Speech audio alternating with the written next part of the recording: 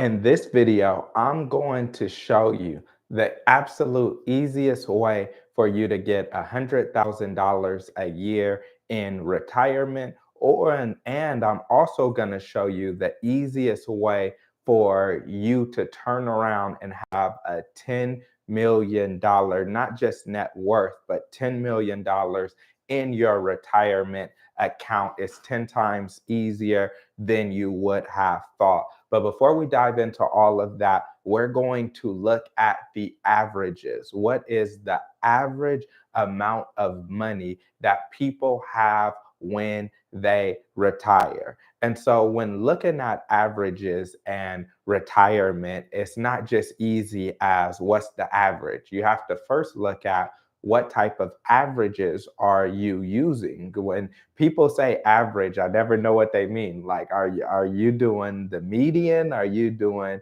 the mode? Are you doing the mean? Like, which average are you taking? And when people only give you one average, then they can skew data because you don't know which one it is. Because depending on the averages I give you for retirement, there's a range of about $50,000, right? I can go with one average that's $50,000 higher than another average. Like the average for the mean is $50,000 higher than the average for the mode. So we're not going back to school, but I'll break this all down to you. So it's very simple. We're going to first look at what most people are getting in retirement, why most people retirement is not as large as they would like it to be. Then we're going to talk about how you can get a lot more in your retirement, and I'm going to show you something that's going to blow your mind in terms of how easy it is to get a ton of money stored up for retirement. And so I'm looking forward to this and hoping that you'll apply these principles to help you make a ton of money. And so, first, let's look at the average retirement. When we look at the mean, what a mean is it means that we're going to take how much everyone makes. So if I had 10 people, we would take the retirement income from those 10 people. One person might be 20,000, one person might be 100,000, another person might be 2 million, most people might be 50,000, but we take those 10 people and then we average out their numbers where we add those numbers together, all of the income together, and then we divide them by 10. And this gives us our mean, or this is one way of giving us an average income. Most times when people talk about average, they're talking about mean, not all the time, but a lot of the times. And so when you're looking at the mean retirement income, the mean retirement income is between 47,000 and $70,000. Now I know that's a wide range, but there's a bunch of data, some that's really low, 47,000, some really high off of 70,000. But the reason it gets so skewed is because you have some people making outrageous amounts of money. You have some people making $10 million a year, right, in retirement income. And so those multimillionaires really skew the data where it makes it looks like, oh, the average person is getting this amount of money when the average person is not getting that amount of money. That's just the average in general or the average total. So then we can also look at the median. What the median is say you have 100 people, you're looking at those people who are around 50. So with 100 people, you have some people on the high end that's making millions and millions of dollars. And then you have some people on the low end that's making barely nothing. But then you have a ton of people in between in the middle. And so it's saying in that average, in the middle, this is the median of the slope. In that median, what's happening is most people are making about 30 to $40,000 a year in retirement, which is not a whole lot of money at all. I know I would not want to have to try to figure out how to survive on 30 or $40,000 a year in retirement. And I would not like to work hard all my life just to get to retirement and be broke and not have enough money to do anything outside of getting some eggs and some grits at the grocery store, right? You struggling to even get bacon without some additional assistance. And so that's your median, 30 to $40,000 a year. And then in addition to that, you can look at your mode. Now, your mode is your number that is most likely to occur, or the number that happens most frequently. Let's say we had three numbers. Say we had one number one, we had three number twos, and we had two number threes. Then the number two occurred the most times, the most frequently, right? So that would be the mode because it had three. And so when you look at the mode, most people are surviving off of Social Security, which is really about a little bit under $22,000 a year. And they get a little bit more than that. But if you're looking for a mode, it's most likely going to fall closer to that $22,000 range where a lot of people are in that one spot. And so when you look at mode and median, it's telling us that people are not making a ton of money in retirement. When you look at the mean, then it shows people are making a little bit more, but really not as much as you and I would probably like to make. So now I promise to show you how you could make easily. I'm not saying hard, I'm saying this is the easiest way for someone to get to $100,000 a month in retirement. And so before we dive into that, the reason that most people retirement is so low is because they waited too late to save. They were focusing on using all of their resources to survive, so much so that they did not prepare for the future. And you can talk about everything in society that impacts why they weren't able to save and wages and all those things. And I wouldn't disagree with you. I'm just saying when your wages are low, it's because you did not save and invest money for your future, whatever the reason may be, whether it was negligence on your behalf or it was your social environment, whatever it was, that's what happened and that's where we are, right? And so you don't want to save late. You want to start saving early. And I'm going to tell you exactly why.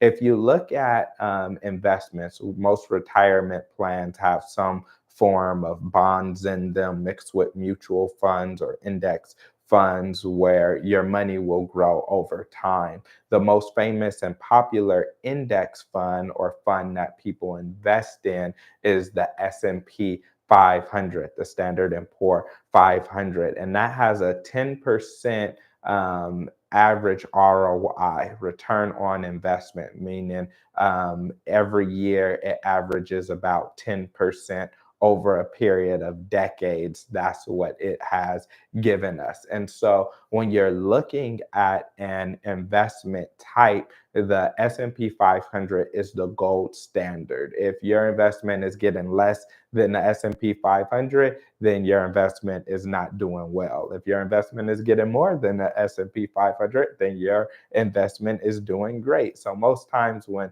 someone, a financial investor or someone has a financial service and they try to pitch you on investing, they're going to compare it to the S&P 500 10 times out of 10 because it's the gold standard.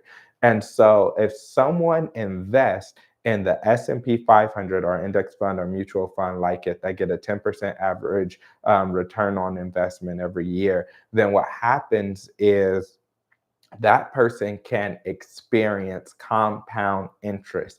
Compound interest means your money starts making money for you. And so the growth just absolutely explodes. And so when you look at how much money you'll need in retirement, this is why you'll need exponential growth.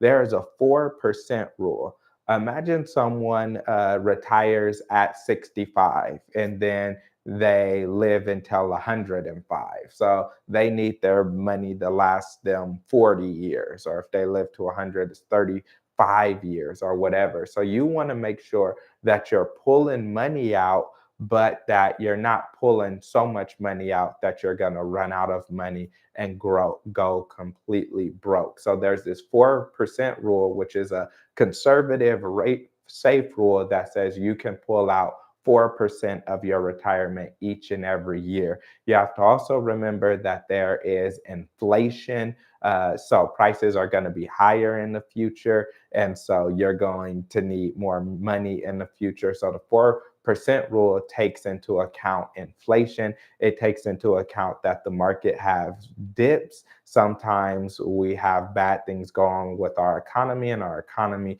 does not do well. And so to safeguard you from all that, it says you should only pull out 4% of your total investments. What that means is if you have $1 million saved and you take out 4%, that is $40,000 a year. So when I talked about earlier, oh yeah, people are living on $40,000 a year, and you're thinking in your mind, oh no, they didn't save at all. Well, they may have saved $1 million, or they may have $1 million invested, but when they're only pulling out 4%, that $1 million have to last them for the rest of their lives.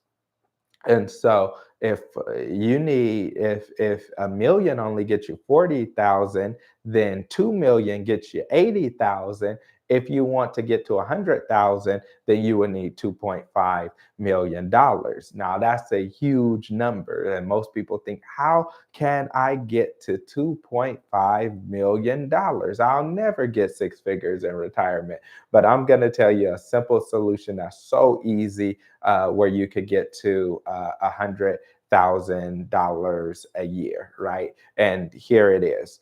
If someone in their 20s save $200 in their 20s, when they get to their 30s, they save $300 a month in their 30s. When they get to their 40s, they save $400 a month in their 40s. When they're 50, they save $500 a month in their 50s. And when they're 60, they save $600 from 60 to 65, and then they retire at 65.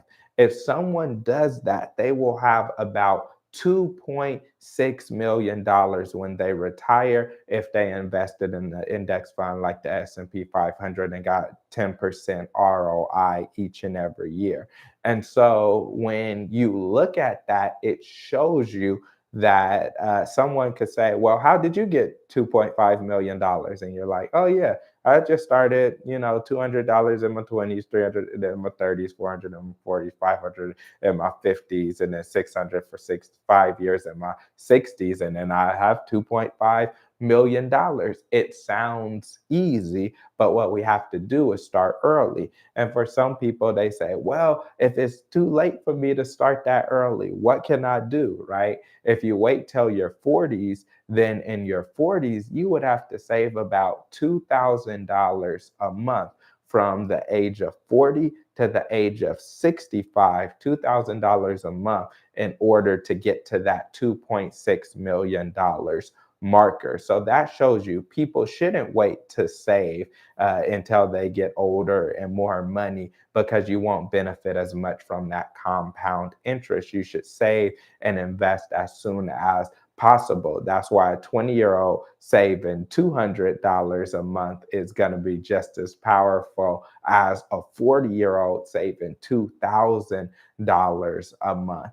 And so you definitely want to save early. So if you feel like you're already above those ages, this is information that you can give to your children, to your grandchildren, nieces, nephews, cousins, whoever. Let them know. Start saving early and benefit from that compound interest. And for you, it's not too late. You should still save as much money as you can. But I'm not going to stop there, If you thought getting to 2 million was easy, watch when you hear how easy it is to get to $10 million.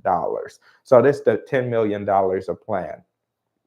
The only difference with this $10 million plan and the $2.6 million plan is $100 more a month. That's all you need is $100 more a month, and you will have $10 million. And so in your 20s, you save $300. In your 30s, you save $400. In your 40s, you save $500. In your 50s, you save $600. And in your 60s, for the first 5 years, you save $700. And if you do that and you have 10% ROI yearly, then what's going to happen is you will have $10 million. You'll be a multi-millionaire. That would be the funniest way for someone to be a multi-millionaire, where they're just like, tell me your secret. Like, what did you do? And it's like, when I was 20, I saved $300 a month. And then I started $400 a month, $500 a month, $600 a month. Next thing you know, I got $10 million, right? It's the absolute easiest way to become a multi-millionaire. You just have to have some patience and some consistency in order to get there. Now, if you're like me, you're like, ooh, I wish I had this information sooner because I would have been investing. But that's why it's important for us to get this knowledge and get this information, because as we know better, we do better, and we could share this information with the people in our village so that they can be able to grow their finances. So if you enjoyed this video, then watch the other videos on my channel, which are all about financial literacy. Catch you later.